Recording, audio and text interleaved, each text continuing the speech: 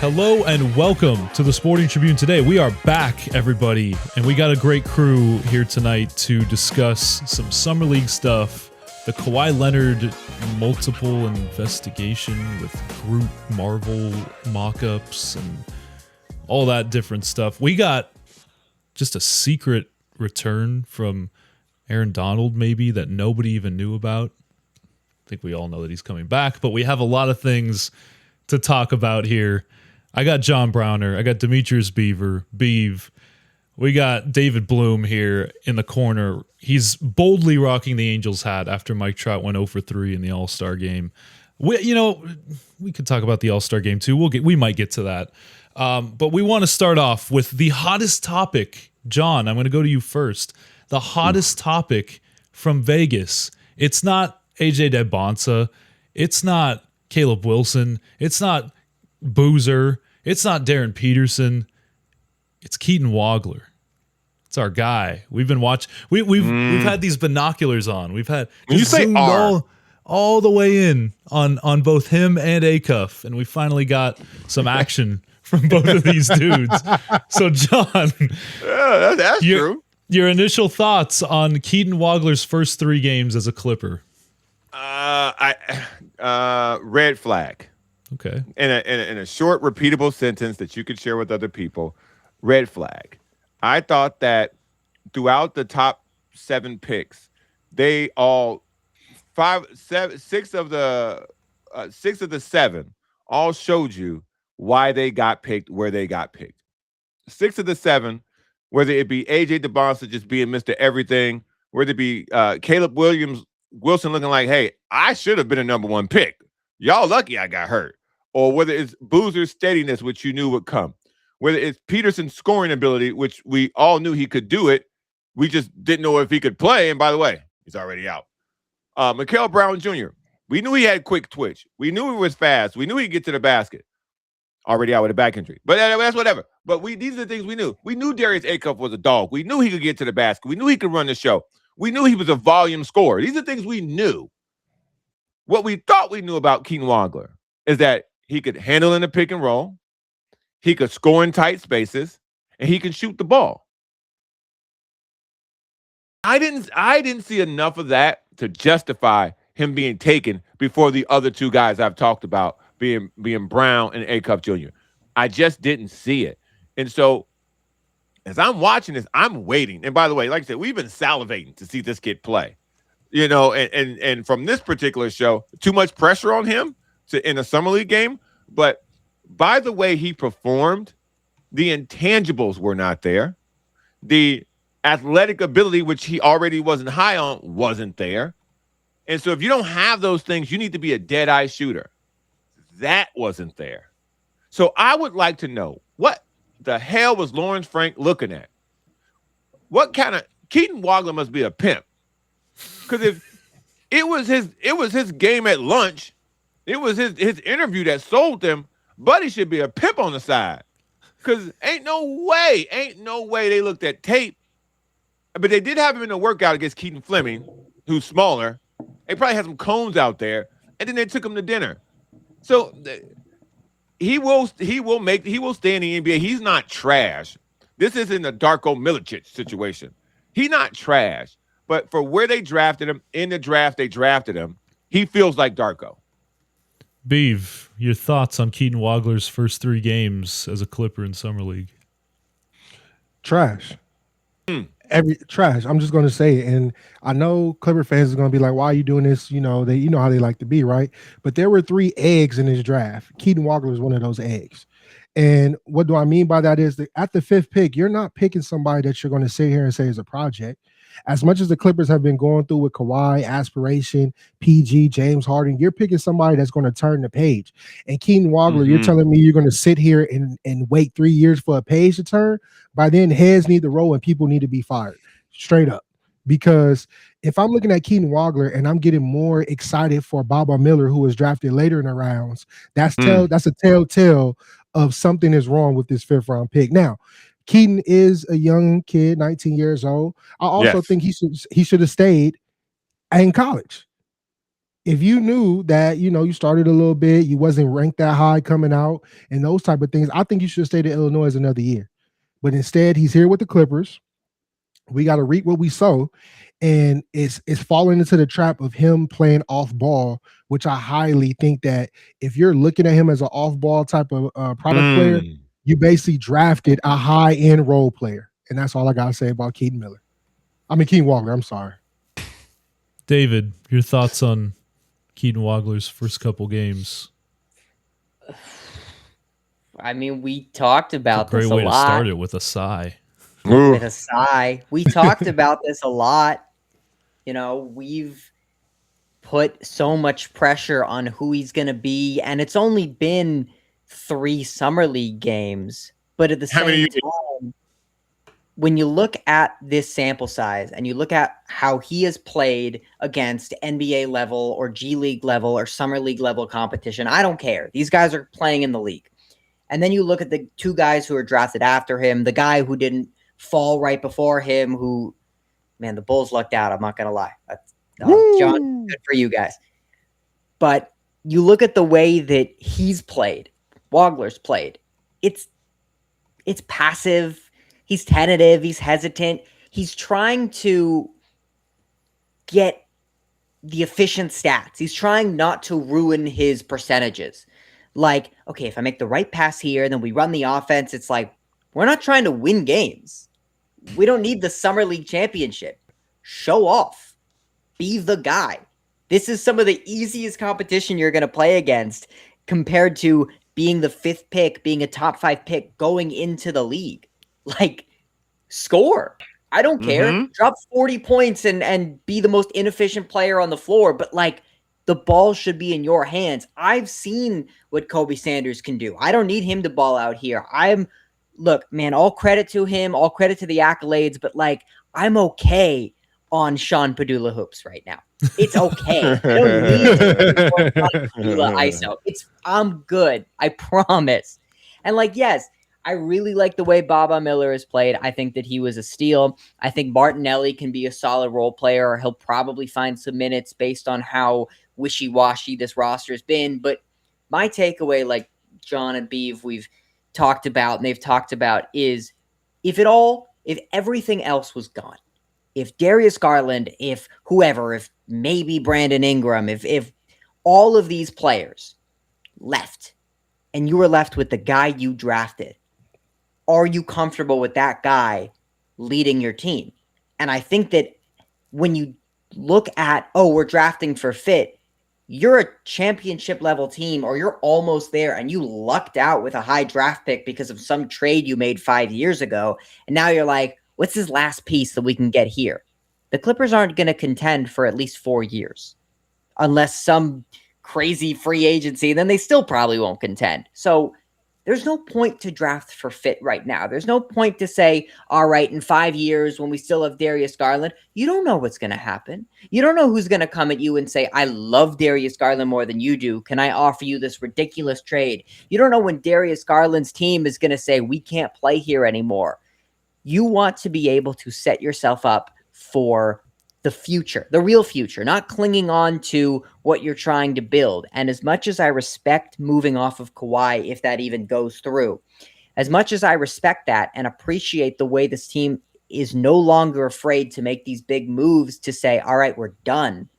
It's like, if you really want a guy that you lucked out. And I said this before, and nothing has changed I think that he's not terrible.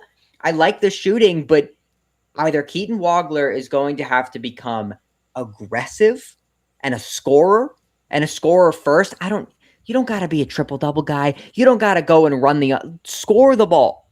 Or he'll just be Cam Johnson. Or he'll just be an off-the-ball player. And, that's what we were talking about. And John was talking about. Like, so can I ask you guys, so John, with you specifically, are you more concerned about the physicality or are you more concerned about the inefficiency? I am more concerned about 2 things. Okay. The lack of athleticism and the efficiency, which the efficiency you can talk me out of. 100% I could be talked out of the efficiency Sure.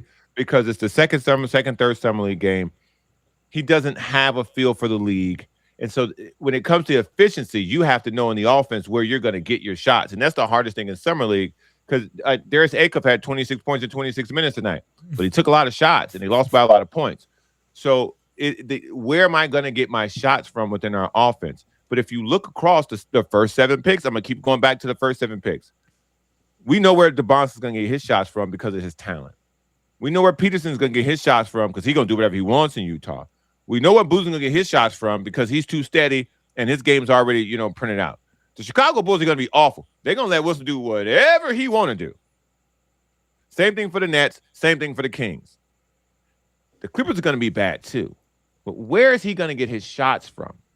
We don't know. He's going to have to be coached into points. You're going to have to run plays for him. You're going to have to create for him. He's not going to be able to create for you. I think the scary thing about this, and I hope that answers your question, because here's the thing about it for me. If I'm the Clippers, I'm going to find a way to avoid that Kawhi trade. Sorry. For what reason? Sorry. Because we need someone else to score here. No, they're not going to win a title with Kawhi. What the Clippers are about to experience is going to be far worse than, we're not going to win a title. But by having a marquee player and winning games, see, this is the part that they're about to not understand. Keaton Wagler needs to win games to become a better NBA player. Losing a bunch of games ain't going to help him. Finishing third, and by the way, you can't finish third in the draft a bunch of times no more. You can't do that. So to me, the best outcome for this kid is for the team and the organization to be a winning organization, to be a winning team. Because it's clear now, you didn't draft him to be the franchise player. You drafted him for fit. So what is he fitting into? You traded the guy who you want him to fit in with. No, they didn't. Okay. They didn't draft Keaton Wagler with it's going to be him and Kawhi for our title run. They didn't do that. Dude, why would they do that? They drafted him next to Darius to play. And I remember, you guys, we were talking about this. It's a way worse answer, by the way. That's a way worse answer. Before the stream, you said he's not a 1, he's a 2. Okay, perfect. He plays great next to Darius. Well, plays I'll take it a step further. Was that Keaton Wagler's first game? I'm letting him go. Then I'm gonna get back to you. Keaton Wagler's first game made me so upset or just utterly pissed that I actually started to go back and watch some of his Illinois games, right? And even in his Illinois game, especially the Purdue game, in that game, he wasn't really picking his spots. He scored a lot of points in that game. Don't get me wrong. Everyone talk about that 40-point game he had against Purdue. But even with that type of scoring, it was more of kind of a dictated type of play running, like John was saying, right? Mm-hmm. It wasn't him coming down court, firing it off the clip. Even the game that he struggled again against UCLA, he couldn't find his spot. So now when I'm watching it in full extent, I think, just to kind of answer a question that you was giving to John, my frustration is more with the physicality. The efficiency, I can figure that out. The if you go out there and be physical, I can work with someone, and we say it all the time in youth sports, we say it all the time, just in life, right? If you go out there and you're just physical, you're just a hard worker, aka Bob Miller, I can fix your jump shot. I can fix you not necessarily knowing how to pass that great. I can work on your defense, right? But if you're the type of player, Keaton Wagler, that inbounds the ball and you're walking up the court like this is the late 60s or 70s, I have an issue with that. Because it's the NBA doesn't work with a player walking up the ball at the court as if it's the last 2 minutes of the game in the fourth quarter. He was doing this for the first quarter all the way to the fourth quarter, and he did it tonight again. Stop walking the ball up court. I love when Grant gets like this. I love it. And Grant, Grant tells me to chill out.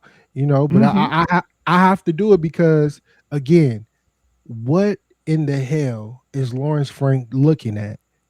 What in the hell I'm sitting here waiting for another 3 years for? And again, the Kawhi trade is going to go through. It's already done. Shout out to Pablo Torre. That's already signed, sealed, and delivered. But again, you're saying Darius Garland is the guy. You're not even getting pieces around him to make him the guy. You're not. You're putting things together that don't make sense. Somebody even said before, hey, Keaton, when he gets shooters around him, why does shooters have to make Keaton good? Keaton, be good without shooters. Show me something without shooters. You can't even show me that. You can't even show me you know how to even dish out the ball. He's looking like Cam Christie right now, who's finna get cut. Oh. At least I gave him Cam Johnson. Wow. I don't know if he's Cam Chris. That's pretty Chris. low, not gonna lie. I do agree here is that the physical part of the game, like especially that, watching it live when I was on the court, it was Wish I would have thought of that. it was glaring. Like he was getting knocked off his driving lanes really easily. Any contact sent him And you were flying, live. You saw it live. Right. And it You were was right there. It was absolutely evident that Keaton really needs to work on his physical frame. He needs to work on his quickness. That is the thing that stood out to me the most. It was like, oh shoot, this isn't college. I gotta play quicker. Like these guys are fighting for jobs. These guys are fighting for contracts. They want the ball. They're gonna double me. They're gonna force me to pass. These men have child support due. Exactly. That's very right. These are vast roster costs. Nothing to make you play harder than child support due. And again, walking the ball up the court, yeah, sure. Like that's going to come in time because you have to learn, hey, you can't, there's a different pace here up at this level, especially when guys are as hungry as these guys are, where they're playing for a two-way contract. They're playing for an Exhibit 10. And I think that's the part of the game that, in my opinion, can be grown into. He can learn from this. He can learn from all of these, how fast the game is played, what kind of lanes they give you, the spacing of the NBA compared to a college game. That's the other thing. He doesn't really understand the spacing yet. He pulled up for a three tonight against the Lakers, and the defender just swatted it away because it's like, bro, I'm right here.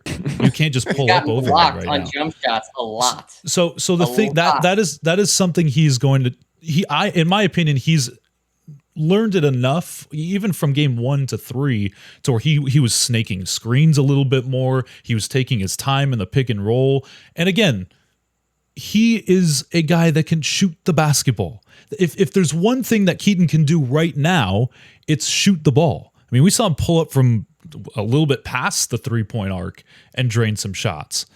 And so I'm going to say this, is that his last 2 Summer League games, okay, the first one was really bad, like especially live. It was really bad. But Acuff played terribly too.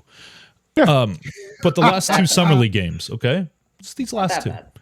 19 and a half points, 26 minutes. 19 and a half points, 41.6% from 3 for Keaton Wagler over the last 2 games.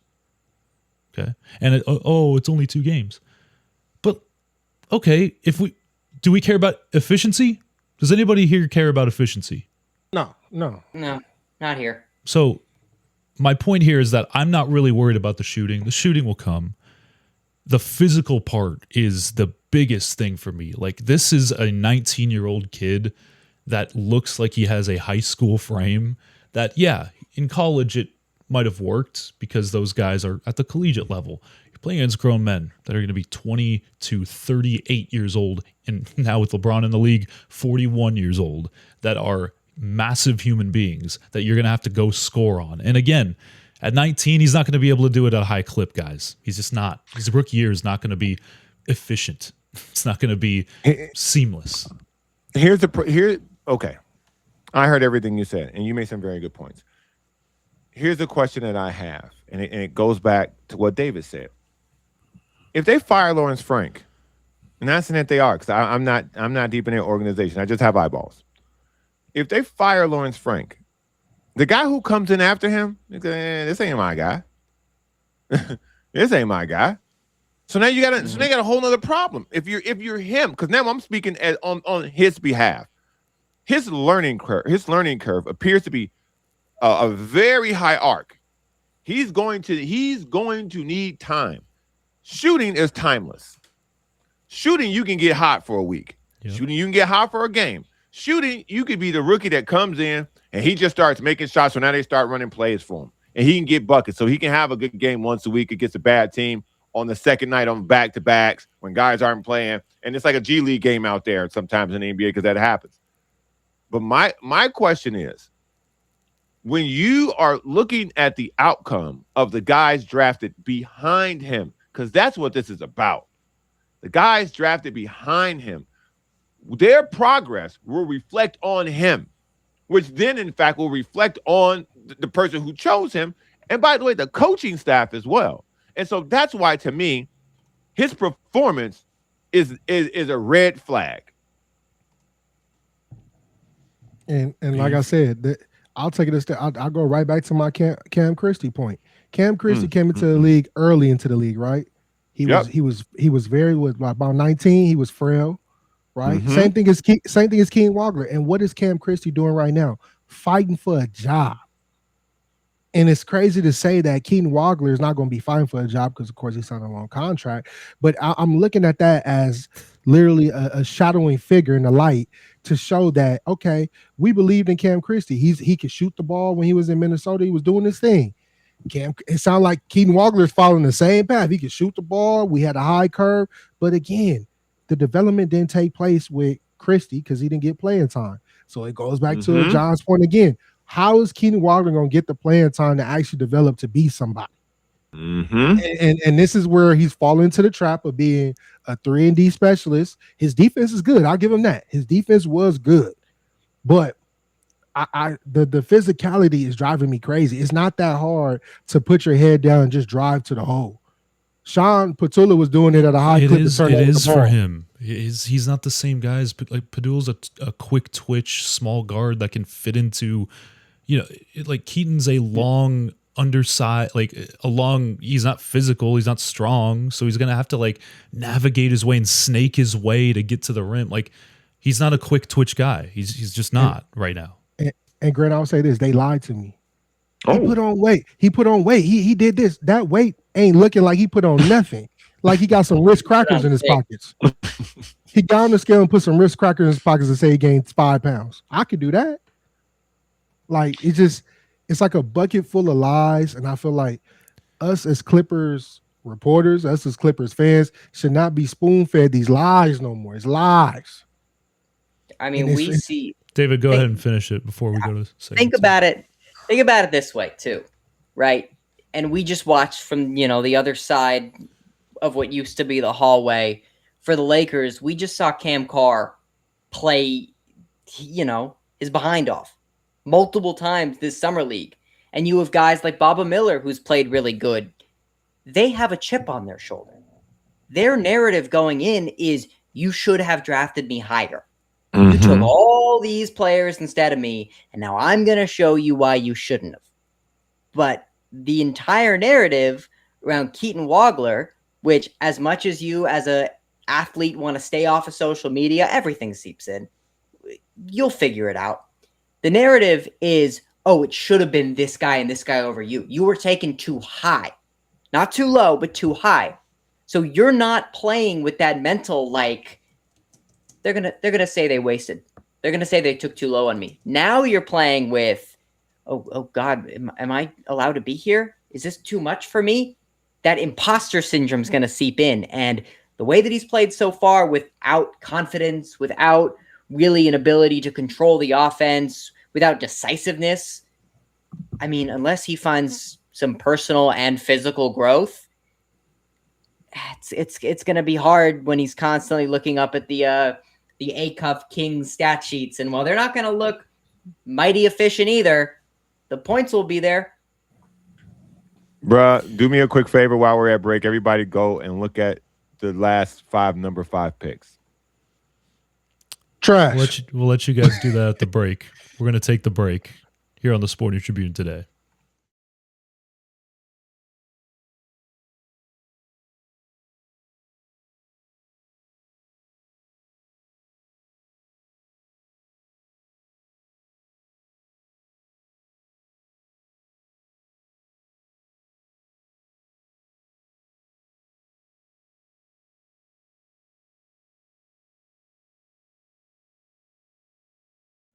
All right, guys, we are back on the Sporting Tribune today.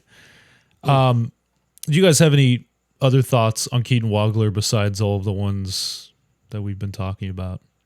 I just been going back on these number 5 picks, man. Go ahead. Do you have them in front of you? You know who was number 5 in 2019? 2019. Darius Garland. Is that Darius Garland? Yeah. Darius Garland. 2021, Jalen Suggs. 2022, Jaden Ivey. He looked good out of college. He looked really good out of college. He did. First year was good. 2023, Asir Thompson. Not the good one, the other one. Yeah. Good defender. One of the best defenders in basketball. It's like you name the role players, but Garland. Mm-hmm. Hold on, let me get. And I will say this before we continue. Keaton Wagler. I want Clipper fans to understand. I'm not Ron Holland. Wow. Yeah, I'm out. I will say this with Keaton Wagler. I don't hate the kid, right? But Ace Bailey. I would say it's a certain standard that it's a certain standard that needs to be held by not only like media and just the fan base to understand. Like we can't just keep taking what was offered to us and say, "Hey, I'm okay with that. I can wait." We waited long enough. We've been waiting since the LA Convention Center. Like enough is enough of waiting. Like it's now time to apply pressure not only to players but also to the organization. Like, hey, this is what it needs to be, because players come here, they're like, "Oh, it's a great organization." They leave, and they're like, "Man, I'm glad to be gone." No, you need to understand this is a hell in a cell match when you get here. Just like the New York Knicks fans do to the Knicks, and the players understand, like, man, I need to play when I get here. You got to set that. You got to set that stage to understand. Like the Clipper fans, they're going to embrace you. They're going to love you, but you got to work. You really got to work, and that's all I'm saying. He gonna work. If he works, everything I said will go to the wayside. So you don't think he's obviously he's going to work? He's not just going to sit on his hands. Like, that's what I'm saying. This is the floor. Like he hasn't played in 4 months since his last college game, right? I think. So that's why all of these guys, and that's why some of these guys are incredible, because guys like Caleb Wilson, guys like DeBonsa and Peterson, the fact that they were off for 4 months and look like they do are incredible. But you was off the same amount of time and you didn't look the same. So where are we going with this? Okay, and then different prototypes of players. Oh, like, no. Look at those guys. Look at those guys. How they're physically built right now. Yeah, but they have gyms in Champaign. Like you can go get bigger. Mikael Brown is slight, sure, but skill set, speed. So now you like Mikael Brown Jr. after all the things you were giving him. Oh no, I'm still out. Yeah, I'm not. John was like, "Oh, he's back. He's a bust." Like what? Now hold on. I still think he's a bust. What are you talking about? He already won the game. But now you're like, "Oh, well, look at Mikael Brown Jr. now." I'm saying skill set. You see his skill set. You see the thing that got him drafted. You just talked about being off for 4 months or 3 months or whatever time they were off. But DeBonsa looked ready. Peterson looked ready. Sure. Boozer looked ready. Wilson looked ready. Brown looked ready. Acuff looked ready to shoot. Acuff and Brown were better. They weren't that. I think it was driving me crazy. A walk up.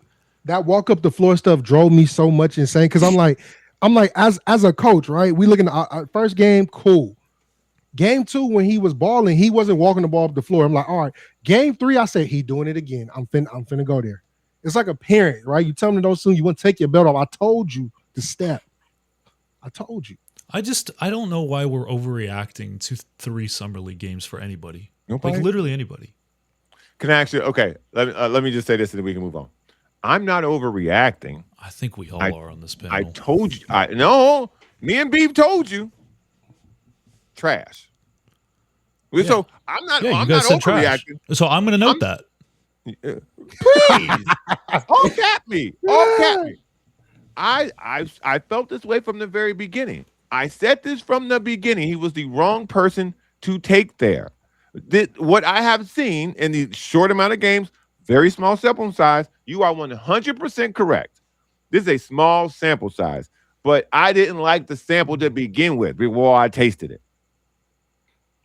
I'll take one more joke for you, Grant. I'll go in the trash can and recycle if he turns out to be good. I'll pull him on to clean him up, put him on my shelf, and I'll put, hey, he's a star. Here you go, bro. for right now, I got about him. For right now, I'm throwing it right behind me. Yeah, let him. If this was the pick at 7, no problem.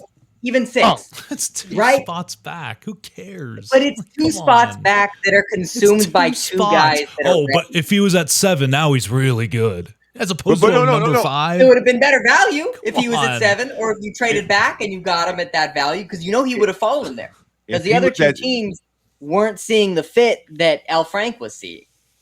If he was taking 2 spots back, and my evaluation is that the other 2 guys were better, it wouldn't be an issue.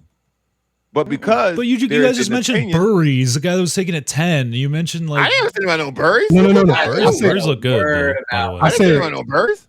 I said it was 3 eggs. Keaton, the OKC pick, the center from Michigan, and then the pick that was traded from Miami to Mara looks Milwaukee. terrible, by the way. Yeah, That's the egg. That's an egg.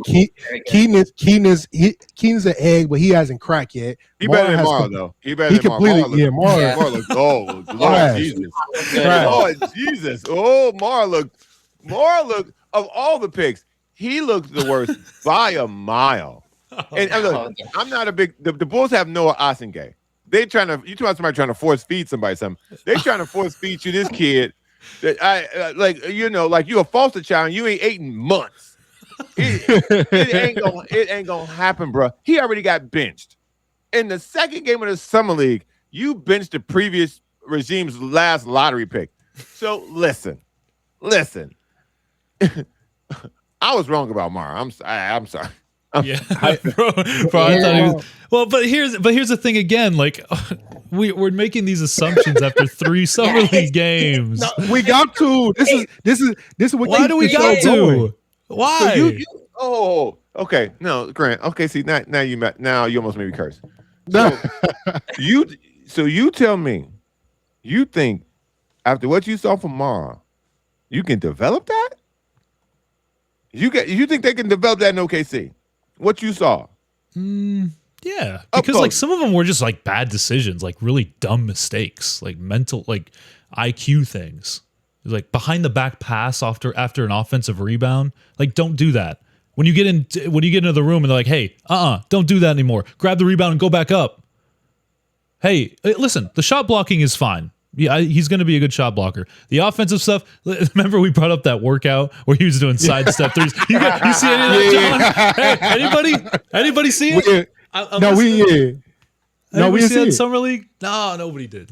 Okay. This is what made that so funny when we were watching the video. Hey, we was having joke city. We like, bro, what are you doing? Do you work on that? Is that your shot? Why shot? You shooting that? Yeah. But this goes back to my point. Keaton's an egg right now. Nate is an egg, and Mara's an egg. Those are the 3 eggs I see. Like legit, just nasty. Like, what are we doing? I didn't see a Met play yet. I didn't see. I didn't catch him. What? Trash. Ooh, really? Good trash. Not it doesn't like physicality, which is a bad thing to have in the NBA as a 4. So that's what they had him pegged at before he played a game anyway. So he don't like physicality. Yeah. Boy, he got bumpy. He was like, take the ball. You got it. Yeah, bro. He does not want physicality. And Mara doesn't either, which like at some point he's going to have to. At some point he's going to have to. Okay, before we move on to the Kawhi thing, Acuff, thoughts on Darius Acuff? Because the talk right now from everybody is that, he's inefficient. He's not making his shots. He was 6 of 20. And then there's other people that are saying, well, yeah, like he's going to be fine, but he's making bad mistakes on the defensive end. He's like tuned out a lot of the time. I think Darius Acuff's going to be fine. The inefficiency, all right, dude, shoot the ball. Like go shoot the ball. It's okay. I'd rather him go down like that than not shoot at all. That's what he was there. That's why they drafted him. Go shoot the basketball. So, John, this is your guy. This is David. This is John and Beav's guy. So I want your thoughts. Watch me stand on it tonight. 26 minutes, 26 points, 50% shooting from the field, 2 for 6 from 3, 4 from 6 from free throw, 5 assists, 5 turnovers. Let me tell you something right now. Acuff, A+. A+. Let me tell you something right now. Acuff, A+. Again, Grant, let me tell you, Grant, I saw what I wanted to see. Okay? I saw what I wanted to see. I want to see him get buckets. I want to see him get buckets against these Didn't bums. get many. This ain't no offense we finna run in the league. We gonna have better players that are on my level.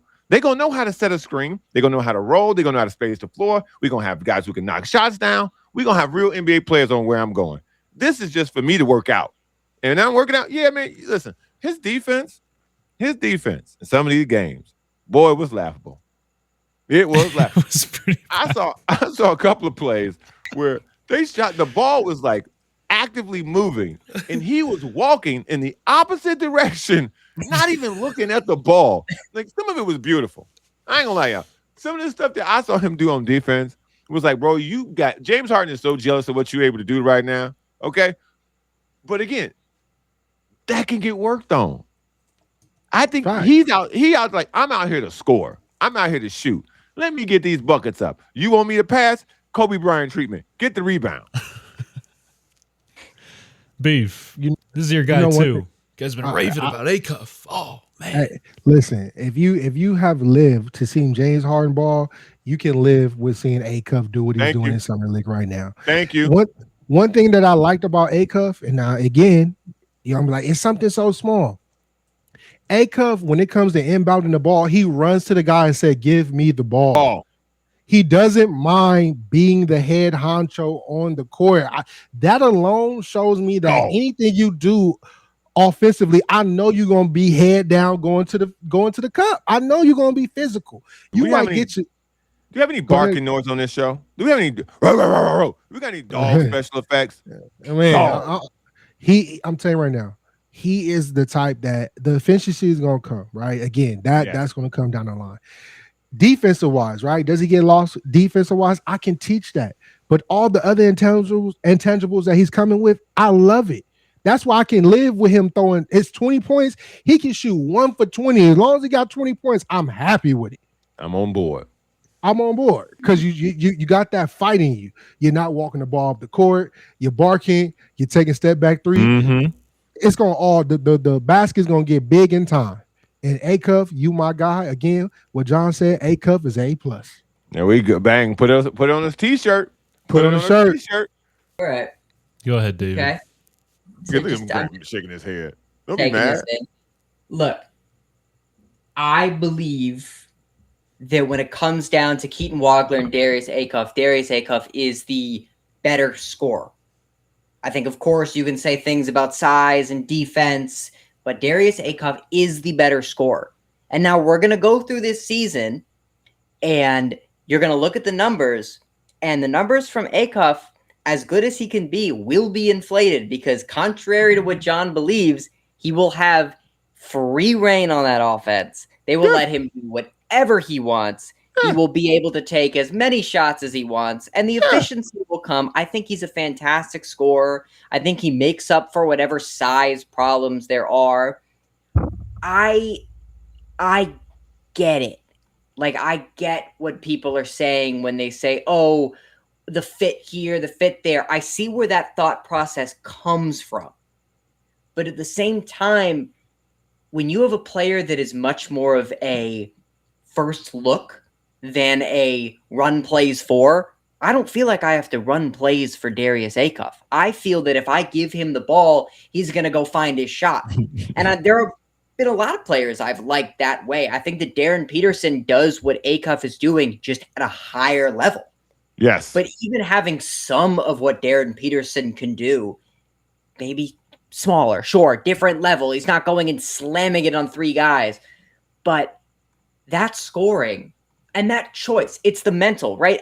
All right, let's forget the ability to put the ball in the basket. And I know that sounds crazy, but let's cut that out, right? Everyone's going to shoot 0 for a billion in this scenario. It's the choice and the mentality to say, I am going to score. I'm going to get my shot. Nobody can stop me. Give me the ball.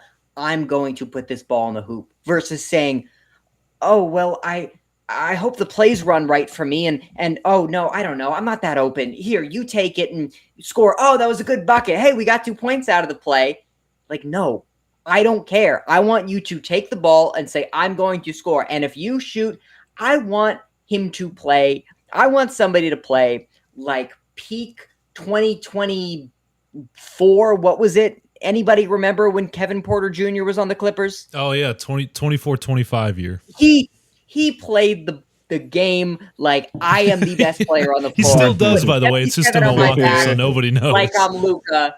And it was ridiculous. But at the same time, it's like, if somebody was actually that good, I'd want them to play like that.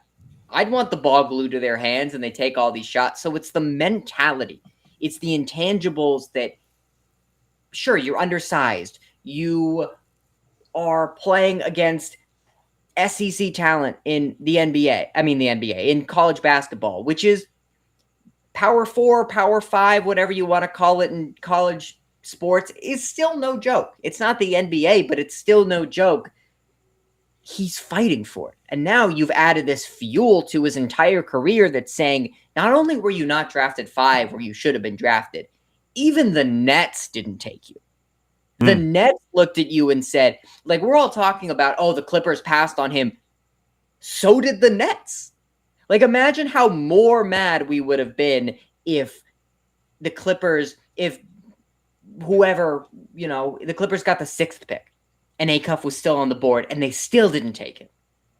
And that's where the Nets are right now. And I'm sure that any sort of Nets circles are saying similar things, even though Brown is balling out. But Brown just does what Acuff does at a more injured and worse clip.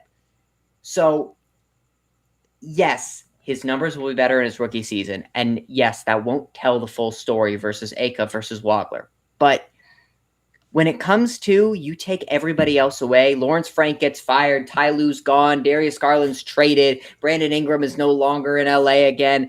All these players are gone. Now it's just whoever. It's Baba Miller, it's Yannick, it's Sanders, it's Nick Martinelli, face of your franchise, Sean Padula, and you have that guy that you're going to build this team around. This is a terrible team I'm building, by the way. You have this team that you're building the team around out of Wagler and Acuff. 10 times out of 10, I want Acuff. And it's as simple as that. Very fair. Let's move on to the NBA opening a second investigation into Kawhi Leonard as part of the aspiration probe per The Athletic. And it says that the efforts went so far as to create images of Leonard as an offshoot of Marvel's Groot. Aspiration's purpose was a promise to plant trees to offset carbon prints. Everybody want the big reveal here? Here we go. What do we got? Yeah, wow.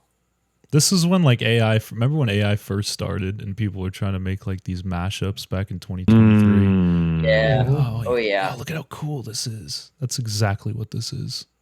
But besides that, I got to Summer League on Thursday in Vegas, and I was like, covering the Clippers, covering the highest pick the Clippers have had since Blake Griffin. Let's do this. And of course, something had to shadow that, and it was Kawhi Leonard's trade to Toronto being held up because of this aspiration investigation that is still going on 10 months later, and I still don't understand why. Well, maybe now it's because of these Groot AI images. But in any case, John, what is going on here? What's going on, man? The NBA is WNBA in this thing. They're just dropping the ball. They own the WNBA. Yeah. This is why you can see how they're moving like this. This is straight out of the WNBA textbook. This is something that's very easy to take care of. You're paying the lawyer. By the way, the fact that you hired a firm to do an investigation, you still hired them. Hey, bro, we need the answer tomorrow. So whatever you got, just give us that tomorrow. Because he's not been traded to another team. We need to know what the deal is because we got to turn this in. And we got to tell people about this. Because the longer this goes on, the more damage it's doing to both the franchises. Both these franchises are now in limbo. And if you don't think they're in limbo, because there's a chance that the trade could be voided. A lot of people say, the trade is done, it's time to deliver. Is it though? Is it? The commissioner works for the owners. The trade might be a wrap, but the penalty from aspiration may not. What if they void his contract? Now, if they void his contract, if I'm Toronto, give me my players back. Like, because this is taking so long and we don't know, this is adding more to the what do we really actually know? Is this a situation where Pablo Torre's story was true? Or is this a situation where this was only the tip of the iceberg and we don't know? Because now you're getting AI images? Huh? What? But here's the thing. Here's the thing that just, why didn't the league, like, what was Adam Silver doing? Was he too busy figuring out this NBA Europe thing to where, why don't you call these teams and say, hey, listen. Both of them. Get them on a conference call. Hey, Clippers front office, I know you guys have been rumored to trade Kawhi Leonard. Are you guys having those discussions? Yes, actually we are. We have a framework to send Kawhi to the Raptors. I would cool it a little bit before we agree to anything here. Do you know what? I'll do it for you. I'll call the teams and say it for you. How hard was that to do? Before everything was set in stone, they made the pick swaps that they were going to send. They made the players available. The players are sitting on the benches of their respective summer league teams now. And you're going to say that this thing is held up because of an investigation that is 10 months in, and we have zero clue because Lipton, Wachtel, and whoever it is getting those juicy billable hours right now. Fat hours. Yeah. You have all of the power, as John said, as the NBA to say, that's it. Give me what you have. No more billable hours. That's it. What's the decision right now? I don't care about these AI images. What is it? We need to figure this out. We got a trade pending with guys' livelihoods on the lines. Yes. With guys' contracts on the lines. I'm surprised that the players' union hasn't gotten involved in this. Because Benedict Matherin's still a free agent. The Clippers were rumored to be in the running for Peyton Watson. It's like, these guys got to move.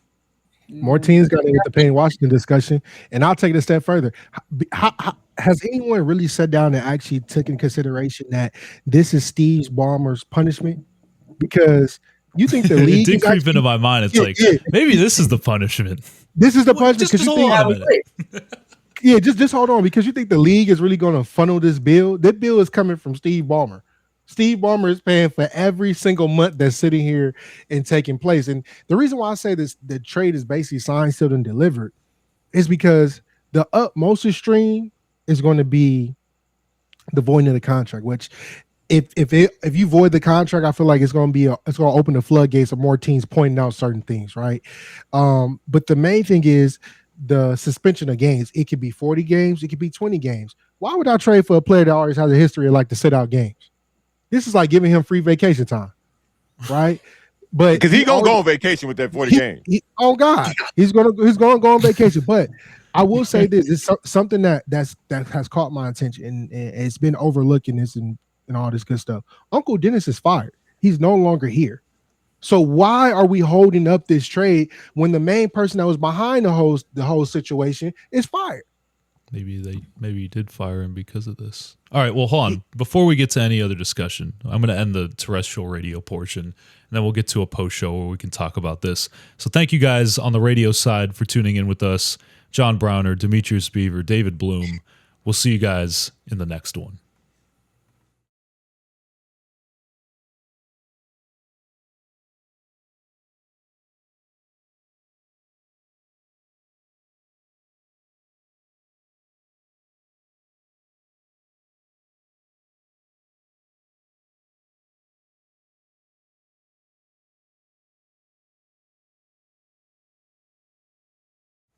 All right, welcome back. We are in the post show. We can curse. John can curse me out if he wants to over Keaton Wagler. But listen, Beav, sorry to cut you off on that point. It's unbelievable. Like, and people, like, I talk to people at Vegas Server, like, well, the Robert Sarver thing took 11 months, if you actually remember. Okay, but we have everything we need. What else are they digging up here? Do they really want to see AI images that will lead to a conclusion in this investigation? They're trying to figure out if the money is being filtered in by Steve Ballmer to give to Kawhi, right? But we knew that 9 months ago. Right. But again, someone actually brought up a good point. They said, hey, Do you not think if I'm a scam artist that I'm not going to use the money that Steve Ballmer is giving me to appease to Kawhi, like to show Steve, like, hey, we really working with your player here, because you know Steve on the invests. aspiration side. Yeah, on the aspiration side, like, hey, we really rocking with Kawhi right now, like, and the whole time it's going out the back door. Like, the dude has been prosecuted for being a fraud, right? Which fits into the narrative that Steve Ballmer said about him being a victim. What more do we need to go from here? What more do we need to go? Like, the person that you need to look at is no longer attached. I don't know if John's upset with you or he's upset with this investigation, but that's my reaction to the investigation right now. So is mine. Beav, you my dog. Beav, please listen to what I'm about to say to you. Okay. Go ahead, man. Go ahead. we rock together, Beav. I need some clarity on what you're just saying right now. Okay. So you mean to tell me that Steve Ballmer, with all his billions, got Boosie badassed, huh? That's what you telling me. Hey. I still want to go see the games. Hell yeah, he got Boosie badassed. Okay, I'm glad you put it that way. This just seems to me from a Steve, and I'll be the person to say this. Email me at the John Browner podcast at gmail.com if you don't like what I'm about to say. You too, Steve. You got too much money to be getting scammed, big fella. You pay too many people to make sure this don't happen to you. You got lawyers watching lawyers, as the great Biggie Smalls said. I got lawyers watching lawyers so I don't go broke. So you mean to tell me, a man of your wealth and your stature and your front-facing the way that you do business, you got scammed? I think what happened was you really wanted Kawhi Leonard, and this is why I think the contract is in danger of being voided. You wanted Kawhi Leonard to make a splash signing for all the reasons that, you know, you're a rich guy and you want to make sure your toys are better than the next man's toys. And the Clippers have had trouble signing guys and getting guys. And you wanted to change that. You wanted to change that no matter whatever it took. Because in business, you do whatever it takes. And that's what you did in this particular situation. Oh, he wanted a little what? Oh, we do this in business all the time. What you mean we can't do that here? Huh? What? Oh, are they going to find out? No? Well, then go ahead. Who cares? And if they find out, we just going to say we got scammed. We got Boosie badass. Because let me tell you something, bro. This stinks. This stinks in every direction. This stinks like these guys knew what was going on. And the worst thing that they thought was we could get caught. What's the worst they going to do to us? They ain't going to void the contract. And by the way, the contract's on the last year pretty much. Mm-hmm. So it doesn't even matter if they void the contract because the money's already changed hands. You're not going to find Kawhi no millions of dollars. He going to take your ass to every court they got available in America. And so is the players union. You're not going to find Steve Ballmer because he got more lawyers than the league got teams. Mm-hmm. So you just don't want this to continue to linger. So the number one thing y'all need to do is just come out and put this to bed. And that's why I said, I don't care what the results are. You need them out, and you need them out ASAP because there are like 7 people stuck up on this. And the 7 people that we know stuck up on it, it ripples to about 25 people because folks aren't getting signed. Players aren't getting traded because they waiting for this money to clear in this trade. So the reason why I think this is Adam Silver's biggest ball drop, and he's dropped the ball a couple of times. This is the biggest ball drop because as a guy who is supposed to be a player's commissioner, you're holding up a lot of livelihoods of guys who actually need this to go through. If they start, because once Bron figured out what he want to do, guys are going to start moving. Sorry.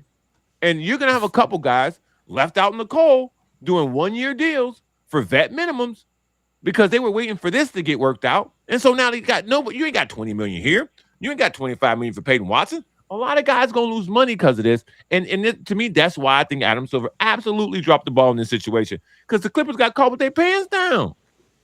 It's just what happened. I just don't understand. Like, it's one thing to have this investigation go long, which is, again, absurd. But it's another thing to just let this trade not go through because it's not official yet, but to have it agreed to. You know what you do? You get a conference call with all 30 teams, David, and you say, you know what? Nobody's going to be able to trade for Kawhi Leonard until this happens. Correct. Hey, all 30 owners, this isn't happening. I'll set up the Zoom call for you. I set this up. I can set up a Zoom call for everybody. Would that work? How long does that take? Hey, guys, I'm going to send out this press release. The way everybody just knows. A press release, please. Just post it on Twitter. I guarantee you they'll all see it. You could text them and say, hey, don't trade Kawhi right now. And nobody engage. Hey, no, Kawhi Leonard is unavailable for trade right now.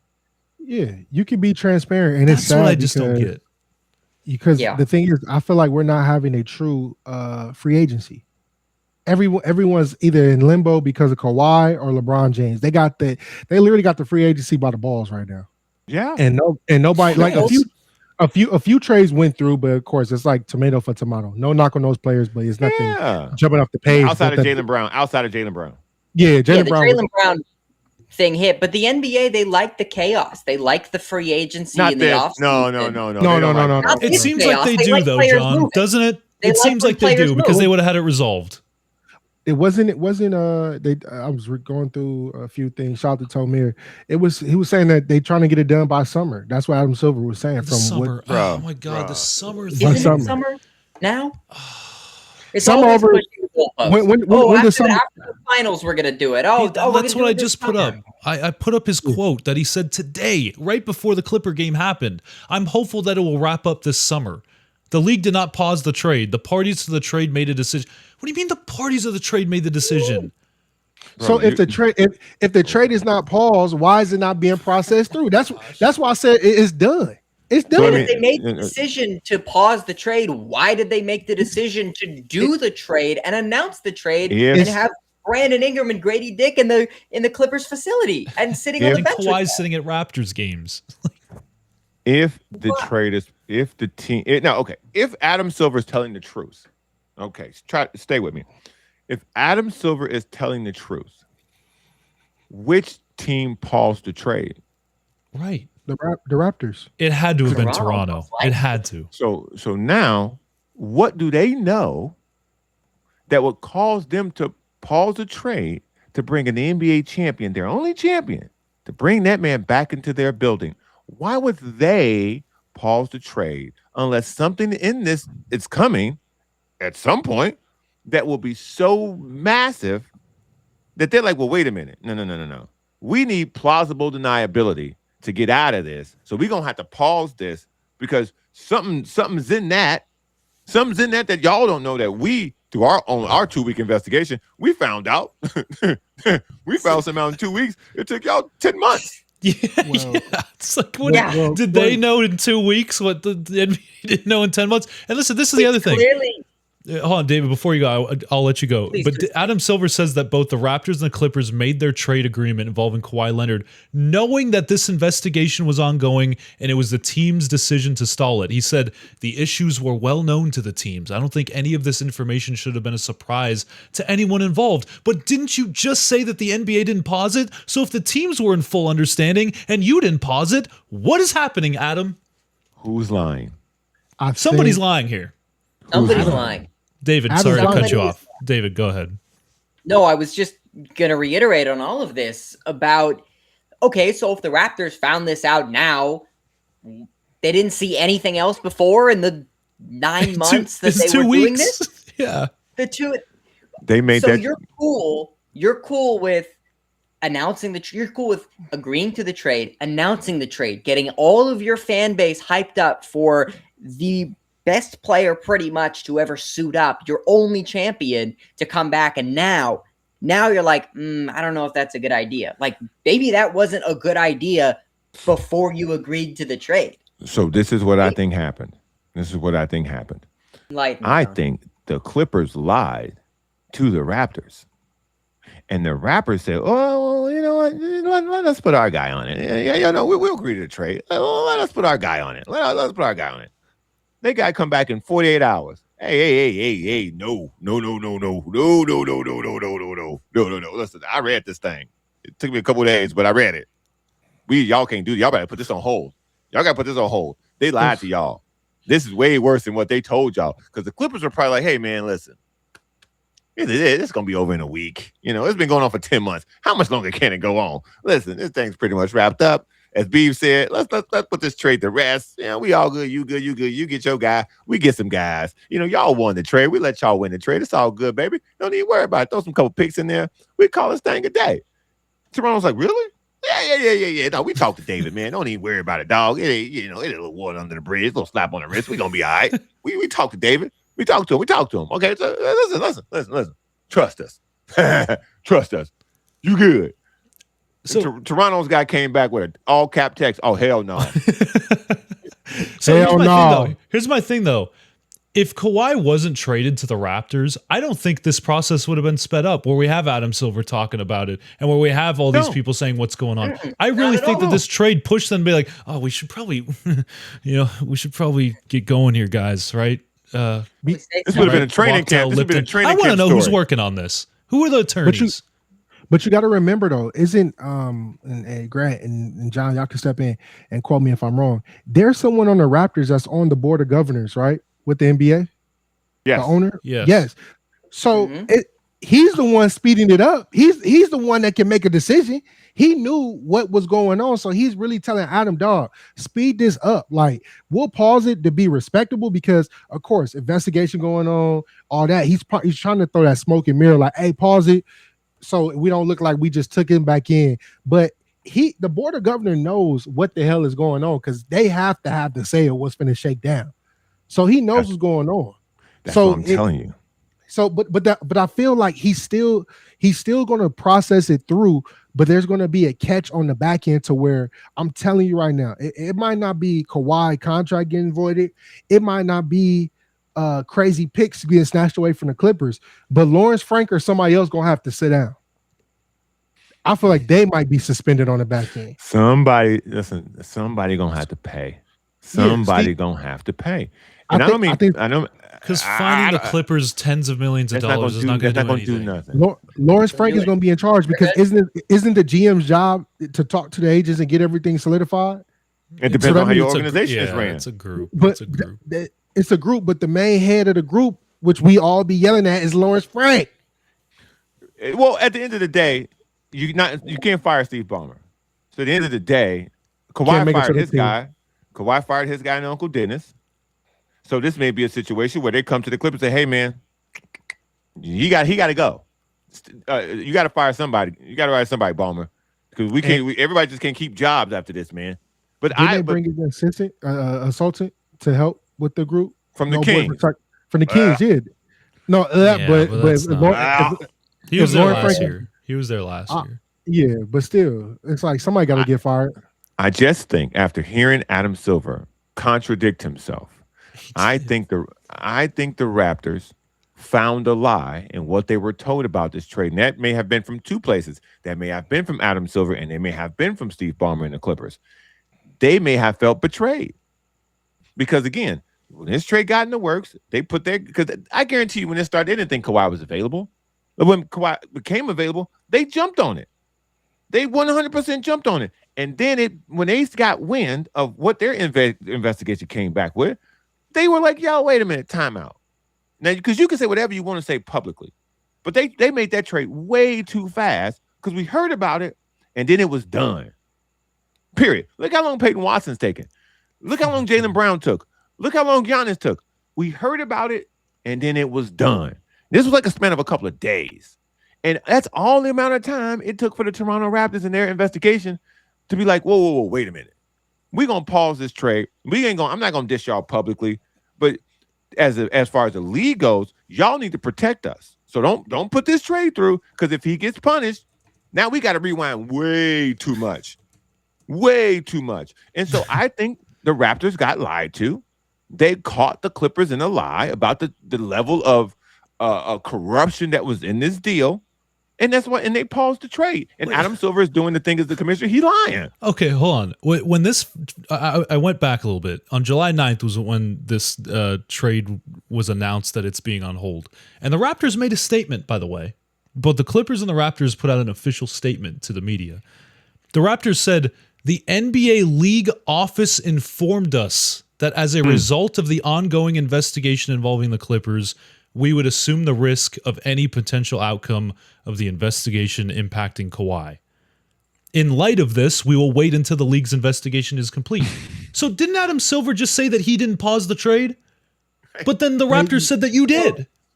So somebody is saying they didn't pause the trade when they definitely paused the trade, or they suggested to Toronto you should pause the trade. And then Toronto said, "Okay, we'll listen to you, heed your advice, and pause the trade." So technically, Toronto paused the trade when it was the league saying, "I'd say wait," or saying, "Hey, you're going to assume responsibility." And they just lied. Toronto's scared. They lied.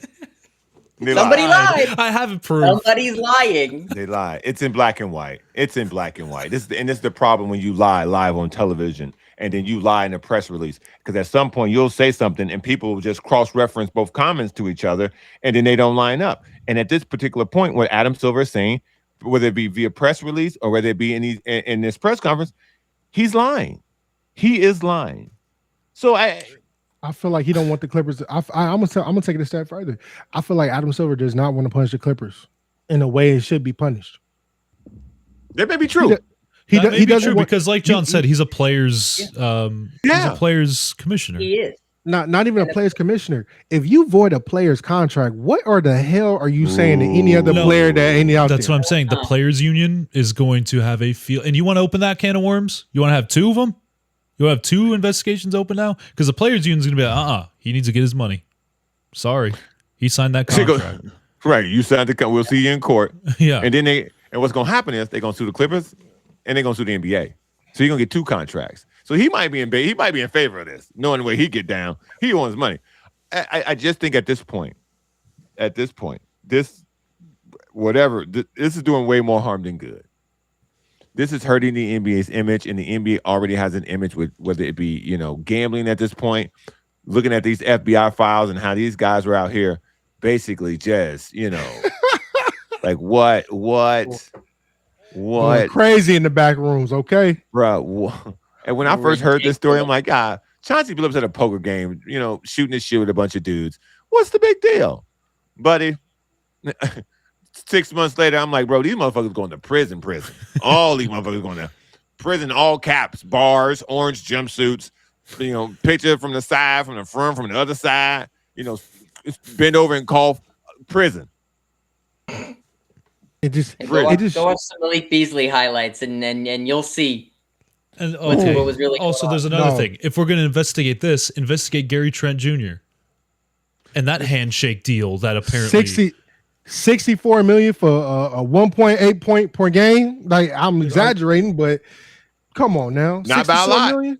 So don't tell me that this doesn't happen. And again, I said this as soon back in September, but don't tell me that this didn't happen everywhere. That it doesn't. That this Gary Trent Jr. deal just stinks of just circumvention. The Kawhi one, it's like, okay, well, we have to connect the two companies and go through this middleman. And this one's like, hey, sign with us for the minimum this year. We'll get you next year.